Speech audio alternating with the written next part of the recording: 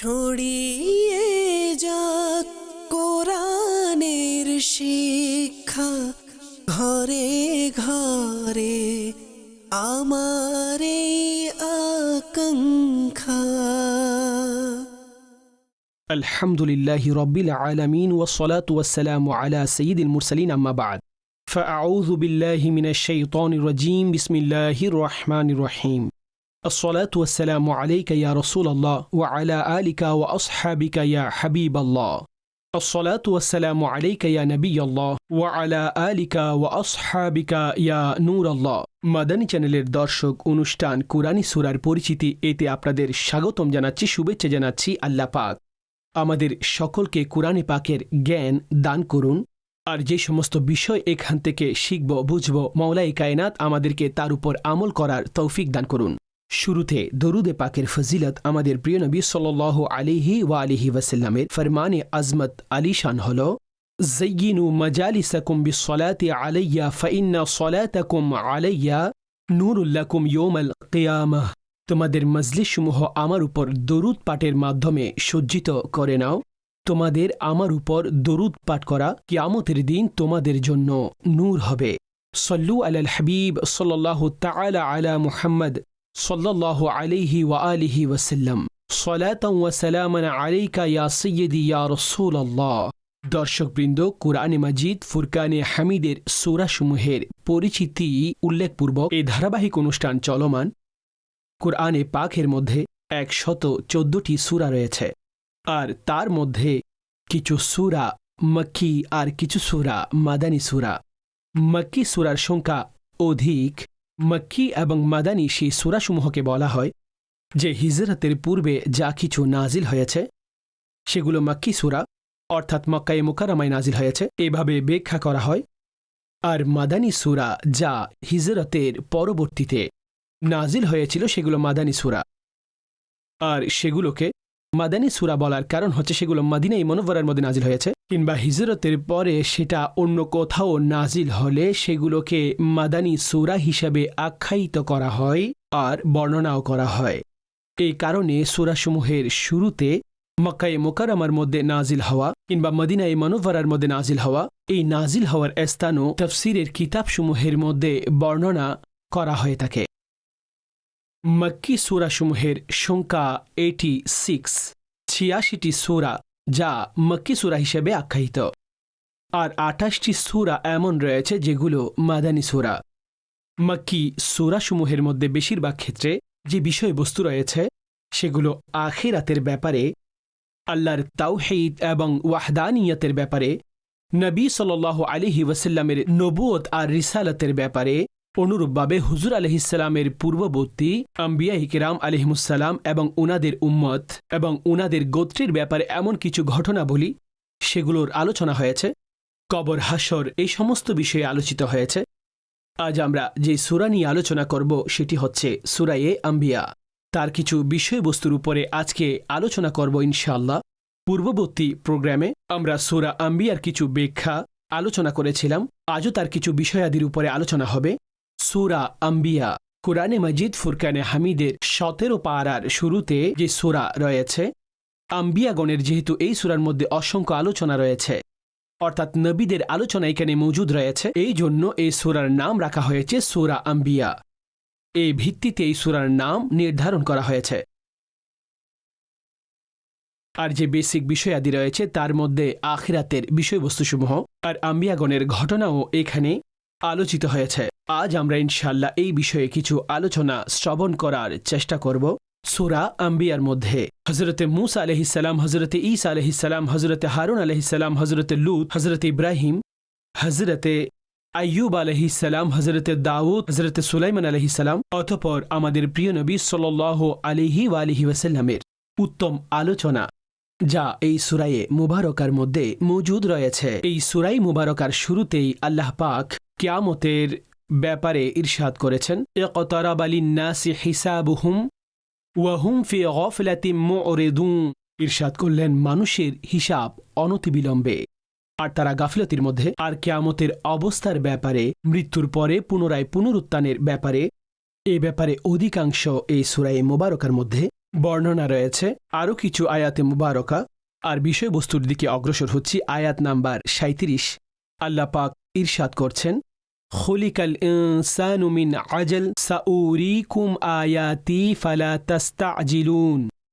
মানুষকে ত্বরাপ্রবণ করে সৃষ্টি করা হয়েছে, এখন আমি তোমাদেরকে আপন নিদর্শনসমূহ দেখাব, সুতরাং তোমরা আমার নিকট তাড়াতাড়ি চেয়েও না, তোমরা আমার কাছে তাড়াহুড়ো করো না। এই আয়াতের উদ্দেশ্য এটা বর্ণনা করা হয়েছে যে ত্বরাপ্রবণতা এবং ধৈর্যশীলতার কমতি।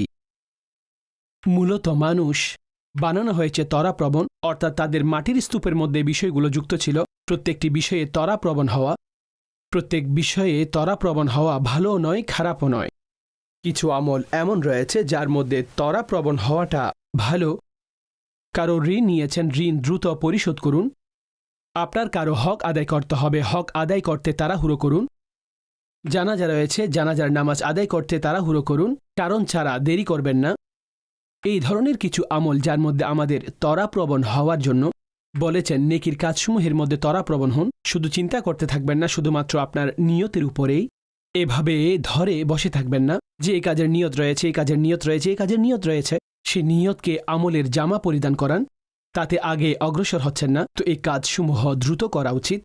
ফাস্তাবিকুল খৈরাত বলা হয়েছে, একে অন্যের চেয়ে অগ্রসর হও নেকির কাজসমূহে। কিন্তু কিছু কাজ এমন রয়েছে যাতে দ্রুততা ভালো নয়, সেটা দিনই হতে পারে, দুনিয়াবি হতে পারে। দুনিয়াবি এমন কিছু কাজ রয়েছে যাতে মানুষ তাড়াহুড়ো করে ক্ষতির সম্মুখীন হন, চাই সেটা ট্রাফিকের ব্যাপারে হোক কিংবা রোডে চলাচলের বিষয়ে হোক। কিছু ক্ষেত্রে কাজ দ্রুত করতে গেলে আপনার কাজই নষ্ট হয়ে যায়, চাই দুনিয়াবি কাজ হোক কিংবা দিনই, উভয় কাজই উল্লেখযোগ্য ভালো নয়। হ্যাঁ, দিনই কাজ অধিক কঠিন হয়ে যায়, দুনিয়াবি কাজে তো দুনিয়াবি ক্ষতি হয়ে যায়, কিন্তু দিনই কাজে দিনই ক্ষতি, অর্থাৎ নিজের আমলের মধ্যে দুর্বোধ্যতা চলে আসে। তো অনেক এমন আমল রয়েছে নেকির কাজ, কিন্তু যার মধ্যে অনেক স্বস্তির সাথে দৃঢ়তার সাথে করতে বলা হয়েছে। এখন তার মধ্যে নামাজ রয়েছে, যে ক্ষেত্রে বলা হয়েছে দ্রুত করো, কিন্তু নামাজ দৃঢ়তার সাথে পড়ো। ভাই, এমনটা নয়। উজুর মধ্যেও তাড়াহুড়ো করলে উজুর মধ্যে ভুল হওয়ার সম্ভাবনা রয়েছে, ভুল হয়ে যাবে। এই জন্য উজুও যথার্থভাবে করতে হবে, আর নামাজও যথাযথভাবে আর নিয়মের সাথে করতে হবে। এগুলোর মধ্যে তাড়াহুড়ো করলে তো কখনো ফরজ ছুটে যাবে, ওয়াজিব ছুটে যাবে, সুন্নতসমূহ ছুটে যাবে, তখন ব্যক্তি মাকরুহের মধ্যে কিংবা বিশৃঙ্খল অবস্থায় পড়ে যাবে। রেওয়ায়েতের মধ্যে নবী করিম সাল্লাল্লাহু আলাইহি ওয়া আলিহি ওয়াসাল্লাম ইরশাদ করেছেন, যখন তোমরা দৃঢ়তার সাথে কাজ করো, এতে সফল কাম হয়ে গেছো কিংবা অনতিবিলম্বে সফল হবে। আর যখন তোমরা তাড়াহুড়ো করে কাজ করো, তখন তোমরা ভুলের সম্মুখীন হয়ে যাবে, কিংবা সম্ভব যে তোমাদের মধ্য থেকে ভুল প্রকাশ পাওয়াটা। আরেকটি রেওয়ায়েতে নবী করিম সাল্লাল্লাহু আলাইহি ওয়া আলিহি ওয়াসাল্লামের ফরমান হচ্ছে যে তাড়াহুড়ো করে সে ক্ষতির সম্মুখীন হয়ে যায়, যে তাড়াহুড়ো করে সে ক্ষতির সম্মুখীন হয়ে যায়। আল্লাহ পাক আমাদের সকলকে হিকমতে আমলি এটা দান করুন, যার কাছে ইলম এবং এই ধরনের জ্ঞান নসিব হয়ে যায়, কোন কাজ কিভাবে করতে হবে, কোথায় দ্রুততার সাথে আর কোথায় দ্রুততা পরিহার করতে হবে। তো ইনশাল্লাহ ব্যক্তি উপকারের মধ্যেই থাকবে। সামনে অগ্রসর হচ্ছে হজরতে সুলাইমান আলাইহিসসালাম আর হজরতে দাউদ আলাইহিসসালামের আলোচনা আল্লাহ পেশ করেছেন। فَفَهَّمْنَاهَا سُلَيْمَانَ وَكُلًّا آتَيْنَا حُكْمًا وَعِلْمًا وَسَخَّرْنَا مَعَ دَاوُودَ الْجِبَالَ يُسَبِّحْنَ وَالطَّيْرَ وَكُنَّا فَاعِلِينَ। আর আমি সেই বিষয়টি সুলাইমানকে বুঝিয়ে দিয়েছি, আর উভয়কে হুকুমত এবং ইলম দান করেছে। আর দাউদের প্রতি পাহাড় এবং পাখিসমূহকে অনুগামী করে দিয়েছে, যে পাহাড় আর পাখি তাসবিহ পাঠ করেন। আর এই সব আমারই সম্পাদনায়, এই সব আমারই কৃত। এখানে আল্লাহ পাক হজরতে দাউদ আলাইহিসসালাম, হজরতে সুলাইমান আলাইহিসসালাম উনাদের আলোচনা করেছেন। আল্লাহ উনাদেরকে ইলম দান করেছেন, হুকুমত দান করেছেন। আর দাউদ আলাইহিসসালাম, যার হাতে লোহাও একেবারে মুম হয়ে যেত, নরম হয়ে যেত, যেইভাবে ইচ্ছা তিনি বানাতে পারতেন, লোহার পোশাক তৈরি করতেন, বিভিন্ন বস্তু। সুলাইমান আলাইহিসসালামের পাখিসমূহ জিন্নাতদেরকে, এমনকি হাওয়াকেও তার অনুসারী করে দিয়েছিলাম, বাতাসও ওনার অনুগামী করে দিয়েছিলাম। হজরতে সুলাইমান আলাইহিসসালামকে রব বিশেষভাবে সেই মুলুকিয়ত দান করেছেন। আর এইখানে উলামায়ে কেরামগণ এখানে একটি মাসালা বর্ণনা করেছেন যে সেই সমস্ত উলামায়ে কেরাম যাদের ইস্তিহাদ করার ক্ষমতা রয়েছে আর ইস্তিহাদ করার মতো সক্ষমতা যাদের রয়েছে, তো উনারা সেই সমস্ত বিষয় যা কুরআন এবং হাদিসের মধ্যে স্পষ্ট করা হয়নি সেই বিষয়সমূহের ব্যাপারে নিজেদের ইস্তিহাদের উপরে হুকুম দিতে পারেন।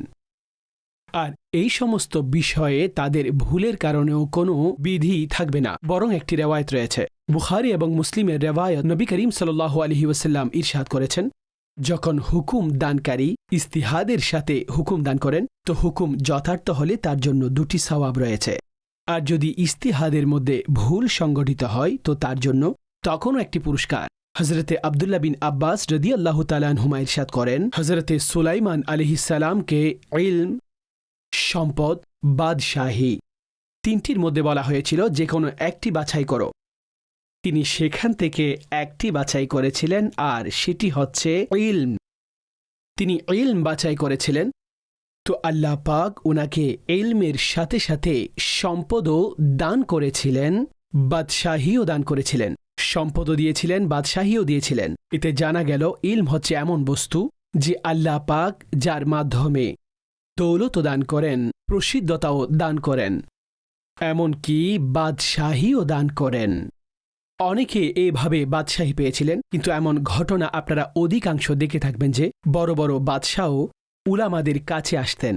উলামাদের কথা শোনা, ওনাদের মজলিসের মধ্যে আসা আপনার জন্য অগ্রগণ্য অবস্থান। আপনি বুজুর্গানে দ্বীনের জীবনী পড়ে নিন। বড় বড় আকাবিরগণ, আজও এমন অনেক ঘটনা রয়েছে, বড় বড় কোটিপতিরা সম্পদশালী কিন্তু উলামাগণের খিদমতকারী হয়ে গেছে, উলামাগণের কদমবুসিকারী হয়ে গেছেন, উনাদের মাধ্যমে দোয়া করিয়ে থাকেন, তাদের আশেপাশে ঘুরতে থাকেন। আমি সৌভাগ্যবানদের কথা বলছি, সৌভাগ্যবান যাদের আল্লাহ তো সম্পদ দিয়েছেন, দুনিয়াতে কতই না তাদের প্রসিদ্ধতা, কিন্তু সম্মানদাতাই সম্মানওয়ালা হন। তো তারা মান, সম্মান, ইজ্জতের সাথে উলামাদের সামনে উপস্থিত হতেন। আজ কিছু লোকেরা এই কারণে ইলমে দ্বীন থেকে নিজের সন্তানদেরকে দূরে রাখে, তারা খাবে কোত্থেকে, পড়বে কোত্থেকে, তাদের জীবন কিভাবে চলবে। হায় আল্লাহর বান্দা, এই রিজিক তো আল্লাহর অনুগ্রহের আওতাধীন। আর আপনারা এটা মনে করেন যারা দ্বীন থেকে দূরে চলে যাবে তারা অনেক সম্পদশালী হবে, অনেক সম্পদের মালিক তারা হবে, আর যারা দ্বীনের নিকটবর্তী আসবে, যারা দ্বীন বুঝবে, তারা কি বঞ্চিত হবে? তো এটি একটি শয়তানি ওয়াসওয়াসা যে মানুষকে ইলমে দ্বীনের দিকে তারা আসতে দেয় না, ইলমে দ্বীনের দিকে আসতে দেয় না। তো ইলমে দ্বীন এটা সব সময় মাল, বাদশাহী এগুলোর সবচাইতে উপরে, এগুলোর সব সময় উপরে থাকে। ইলম আম্বিয়াগণের মিরাস, সম্পদ বাদশাহ এবং বাদশাহীর মিরাস। সম্পদশালী যখন মৃত্যুবরণ করেন সম্পদ তার কাছ থেকে আলাদা হয়ে যায়, অথচ ইলম আলেমের সাথেই কবরে চলে যায়। ইলম আলিমের সাথে এই ইলমের গুণাবলী ওনার কাছ থেকে আলাদা হয় না। সম্পদ মুমিন, কাফের, ভালো খারাপ সকলের নিকট এটি থাকে। যখন ইলমে দ্বীন এমন একটি দৌলত যা শুধুমাত্র আল্লাহ পাক মুমিনদেরকে দান করেন, আর তাদের বিবেচনাও নেক মুমিনদের কাতারে হয়ে যায়। ইলম অর্জনের মাধ্যমে ব্যক্তি সম্মান, মর্যাদা আর নফসের পরিশুদ্ধতা এই সমস্ত দৌলত পেয়ে যান। যখন মালের কারণে নফসের পরিশুদ্ধতা বা তিনি বিশেষত্ব এর কোনো কিছুই তার অর্জিত হয় না, বরং সম্পদের কারণে সেই হিংসা, লোভ, লালসার মধ্যে পড়ে যায়। ইলম মানুষকে অনুনয়, বিনয় এই সব কিছু মানুষকে শিক্ষা দেয়। জি হ্যাঁ, ইলম মানুষের মধ্যে গুণাবলী দান করেন, অথচ সম্পদ এটি অহংকার সৃষ্টি করে। সম্পদ অহংকার তৈরি করে।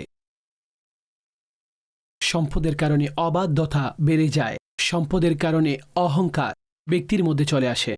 আমরা সকলের কথা বলছি না, কিন্তু যেটা ব্যাপক ফলাফল হিসেবে উঠে আসে, যা উলামায়ে কেরাম উনাদের কিতাবের মধ্যে লিখে থাকেন, এই আয়াতের ব্যাপারেও তাফসিরের মধ্যে বর্ণিত হয়েছে। আমি শুধু সামান্য বিষয়সমূহ আপনাদের খিদমতে রাখছি। আলিম আপন ইলম ধারা আর নিজের অবস্থান ভেদে আল্লাহর দিকে মানুষকে আহ্বান করেন। অন্যদিকে সম্পদশালী ব্যক্তি সে তার কথাবার্তার দ্বারা তার অবস্থান দ্বারা মানুষকে দুনিয়ার দিকে ধাবিত করে। এই আলিম দ্বীনের দিকে আল্লাহর দিকে আহ্বান করেন আর তারা মানুষকে দুনিয়ার দিকে ডাকেন।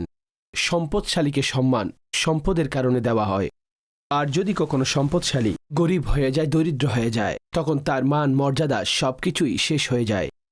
যখন আলিমের মর্যাদা ওনার ইলমের কারণে হয়ে থাকে, প্রকাশ্যে টাকা না থাকলে, ধন সম্পদ না থাকলে, কিন্তু তার মান মর্যাদা বজায় থাকে আর তাতে সম্মান আরও বাড়তে থাকে। তো দর্শক, কিছুটা পার্থক্য বর্ণনা করা হয়েছে সম্পদ এবং ইলমের ব্যাপারে। ইলমের উপরে সম্পদকে প্রাধান্য দেওয়া যায় না। ইলমের দিন শিখবেন তো ভালো নিয়তের সাথে, তাতে যেন সম্পদের কোনো প্রকার মোহমায়া না আসে। হ্যাঁ, ইলমের দিকে যারা মশগুল হয়ে যান, আল্লাহ তাদেরকে ধনী বানিয়ে দেন, এমন পথ তাদের জন্য বের করে দেন।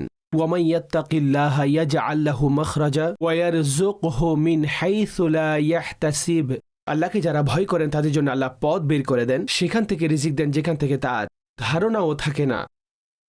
দর্শক, আরও অগ্রসর হচ্ছে বিষয়বস্তুর দিকে। এই সূরা মুবারকার মধ্যে আল্লাহ পাক বিভিন্ন নবীদের আলোচনা পেশ করেছেন। হযরত ইব্রাহিম আলাইহিস সালাম, যিনি তাওহীদের দাওয়াত দেওয়ার জন্য তিনি বিভিন্ন মুশরিক এবং কাফিরদের কাছে আর তাদের সেই বাতিল খোদাদেরকে বোবা এবং অন্ধ প্রমাণের জন্য তিনি বিভিন্ন ব্যবস্থা করেছেন।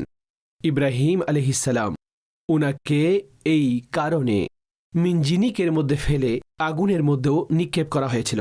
আর হযরত ইব্রাহিম আলাইহিস সালাম, সুবহানাল্লাহ, সে আগুন এতটা ব্যাপক ছিল যে তার শিকা আসমান ছুঁই ছুঁই অবস্থা, যার উপর পাখি উড়ে গেলে জলে ছারখার হয়ে যাবে। কিন্তু হযরতে ইব্রাহিম আলাইহিস সালাম আল্লাহর দ্বীনের প্রচারের স্বার্থে রব তাবারক ওয়া তাআলার একক হওয়ার ব্যাপারে তিনি নিজেকে আগুনে ফেলে দেওয়াটা এটাও তিনি কবুল করে নিয়েছিলেন। ইব্রাহিম আলাইহিস সালামের কাছে জিব্রাইলে আমিন আসলেন, এসে জিজ্ঞেস করলেন, আপনার কি কোনো ইচ্ছে আছে? তো তিনি এটাই বললেন যে রবের নামে আমি যাচ্ছি, সেই রব আমার অবস্থা বেশি জানেন। আল্লাহ সে আগুনকে বলে দিয়েছেন, কি বলেছিলেন? কুলনা ইয়া নারু কুনি বারদাও ওয়া সালামান আলা ইব্রাহিম। আমি বললাম, হে আগুন শীতল হয়ে যাও, নিরাপদ হয়ে যাও ইব্রাহিমের জন্য।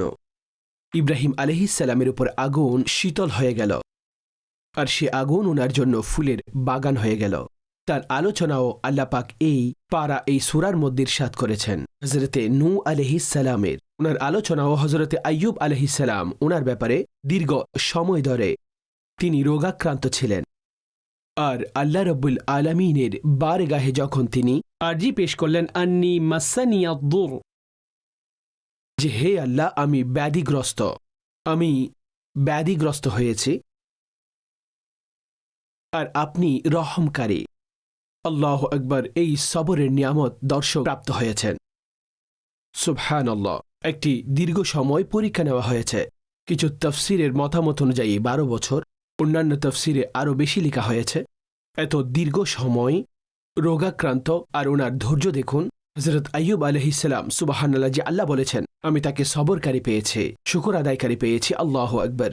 এই জন্য রসুলে পাকের একটি হাদিস রয়েছে যার সারসংক্ষেপ হচ্ছে 4টি জিনিস যিনি লাভ করেছেন তিনি সমস্ত উত্তমতা পেয়েছেন, দুনিয়া আখিরাতের সবকিছুই। এমন জবান যা জিকিরকারী, অন্তর পেয়েছেন শুকর আদায়কারী, কলবুন শাকিরুন ওয়া বাদানুন সাবিরুন, এমন শরীর যে কষ্টের সময় সবর করে। আর স্ত্রী, নেক স্ত্রী এমন যে যিনি তার ইজ্জত মাল সবকিছুর সংরক্ষণকারিণী, এমন নেককার স্ত্রী প্রাপ্ত হওয়া। রেওয়ায়তে এই 4টি বিষয় বর্ণনা করা হয়েছে। দুনিয়া আখিরাতের সবকিছুই তিনি এর মাধ্যমে পেয়ে গেছেন। যেখানে আম্বিয়া কিরাম আলাইহিমুস সালামের এই গুণাবলী বর্ণনা করা হয়েছে, সেখানে আমাদের প্রিয় নবী সাল্লাল্লাহু আলাইহি ওয়াসাল্লামের একটি সুন্দর গুণাবলী, এমন গুণাবলী যা আল্লাহ হুজুরকে দান করেছেন আর কাউকেই দান করেননি। আর তা হচ্ছে ওনার শানে রাহমাতুল লিল আলামিন। আল্লাহ ইরশাদ করছেন, ওয়ামা আরসালনাকা ইল্লা রাহমাতাল লিল আলামিন, আর আমি আপনাকে পাঠাইনি কিন্তু সমস্ত পৃথিবীর জন্য রহমত করে, সমস্ত জাহানের জন্য রহমত করে আপনাকে পাঠানো হয়েছে। সুবহানাল্লাহ। হুজুর রাহমাতুল লিল আলামিন কাদের জন্য? জিন্নাতদের জন্য, মানুষের জন্য, ফেরেশতাদের জন্য, আম্বিয়াগণের জন্য, মুমিনদের জন্য, এমনকি বলা হয়েছে কাফিরদের জন্য। মুমিনদের জন্য তিনি রাহমাত, দুনিয়াতেও আখিরাতেও।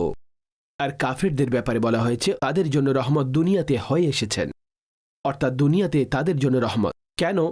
তাদের উপর সরাসরি একবারেই কোনো আযাব নাজিল হয়নি, তাদেরকে ধ্বংস করে দেওয়া হয়নি। হুজুরের রহমতের এই অংশ কাফেররাও দুনিয়ার মধ্যে প্রাপ্ত হয়েছে, তো তাদের উপর দুনিয়াবি আযাব নেই, আকৃতি বিকৃত হয় না, ধ্বংস নেই, জমিনের মধ্যে ধসিয়ে দেওয়ার বিষয়টি তাদের সাথে নেই। এই আযাব পূর্ববর্তী কওমের কাছে এসেছিল, কোরআন হাদিস পড়লে আপনারা পুরো বর্ণনা পেয়ে যাবেন।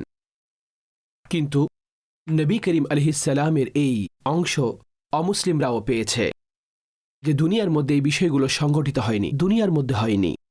আলা হযরত ইরশাদ করেন যে আলামিন, ইরশাদ করলেন এই আলম কি? আলম কাকে বলা হয়? বললেন যে মা সিওয়াল্লাহকে আলম বলা হয়, আল্লাহ ছাড়া যা কিছুই রয়েছে সেগুলোকে আলম বলা হয়। আর তিনি বললেন সেখানে আম্বিয়া ফেরেশতা সবাই রয়েছে। হুজুর পুরনূর সাল্লাল্লাহু আলাইহি ওয়াসাল্লাম সকলের উপর রহমত এবং নিয়ামত হয়েছেন, আর তারা সকলে সরকার সাল্লাল্লাহু আলাইহি ওয়াসাল্লামের কাছ থেকে ফয়েজ প্রাপ্ত হয়েছেন। এজন্য আমাদের বুজুর্গানে কেরামগণ লিখেছেন, আলা হযরত বলেন আমাদের বুজুর্গরা লিখেছেন, ব্যাখ্যা করেছেন তিনি, যে শুরু থেকে শেষ পর্যন্ত দুনিয়া এবং আসমানে, দুনিয়া এবং আখিরাতে, দিন এবং দুনিয়াতে, রূহ এবং শরীরে, ছোট এবং বড়, বেশি কিংবা কম, যে নিয়ামত, যে দৌলত যে কেউ পেয়েছেন, পেয়ে গেছেন কিংবা পাবেন ভবিষ্যতে, যা দান করা হবে, বললেন যে এই সব কিছু নবী করিম সাল্লাল্লাহু আলাইহি ওয়ালিহি ওয়াসাল্লামের সাদকায়, এগুলো সাদকায়। তো যা কিছুই পেয়েছেন তা হুজুরের সাদকায় নসিব হয়েছে। তো তিনি রাহমাতুল আলামিন। এটা হুজুর আলাইহিসসালামের এমন গুণাবলী যে যখন তিনি মেরাজে গমন করলেন তো হযরতে আম্বিয়া কেরাম আলাইহিমুসসালামগণের সামনে তিনি ছিলেন, নামাজও পড়িয়েছেন, নিজে ইমামতিও করেছেন, অতঃপর খুতবা দিয়েছেন, বিভিন্ন আম্বিয়া কিরামগণ খুতবা দিয়েছেন। হুজুর সাল্লাল্লাহু আলাইহি ওয়াসাল্লাম সর্বশেষে যেই খুতবা দিয়েছিলেন তার মধ্যে বাক্য এগুলো ছিল, আলহামদুলিল্লাহিল্লাযী আরসালানি রাহমাতাল লিল আলামিন। প্রশংসা, সমস্ত প্রশংসা সেই রবের জন্য যে হুজুর ইরশাদ করেন যিনি আমাকে সমস্ত কায়নাতের জন্য, সমস্ত জাহানের জন্য রহমত করে পাঠিয়েছেন, সমস্ত জাহানে। অতঃপর আরো বিষয় ইরশাদ করলেন, এই উম্মতেরও শান, এগুলো হুজুরের সাদকা। নবী পাক সমস্ত নবীদের কাছ থেকে উত্তম, আর এই উম্মতরা সমস্ত উম্মতদের কাছ থেকে শ্রেষ্ঠ এবং ফজিলতপূর্ণ। আর নবী পাককে যে কুরআন আল্লাহ দান করেছেন এটি সমস্ত কিতাবের মধ্যে শ্রেষ্ঠ। এভাবে হুজুর আলাইহিসসালাতু ওয়াসসালামের সাদকায় এই সমস্ত কিছু এবং এই সমস্ত ফজিলতসমূহ, এই সব কিছু অর্জিত হয়েছে। আর দুনিয়ার মধ্যে যে সমস্ত নিয়ামত আমরা প্রাপ্ত হয়েছি সেগুলো সরকার সাল্লাল্লাহু আলাইহি ওয়াসাল্লামের সাদকায় প্রাপ্ত হয়েছে। এজন্য আলা হযরত ইরশাদ করছেন, ইন্না আতাইনাকাল কাউসার, সারি কসরত পাতে ইয়ে হে। কাউসার, আল্লাহ পাক ওনাকে এত কিছুই দান করেছেন। এখানে কাউসার বলা হয়েছে, কাসির বলা হয়নি, অনেক কাসির একত্রিত হলে কাউসার হয়। আল্লাহু আকবার। তো আল্লাহ হুজুরে পাককে এত বেশি দান করেছেন, এত বেশি অর্থাৎ খায়রে কাসির হুজুরকে দান করেছেন। অগণিত উত্তমতার মালিক আল্লাহ ওনাকে বানিয়ে দিয়েছেন।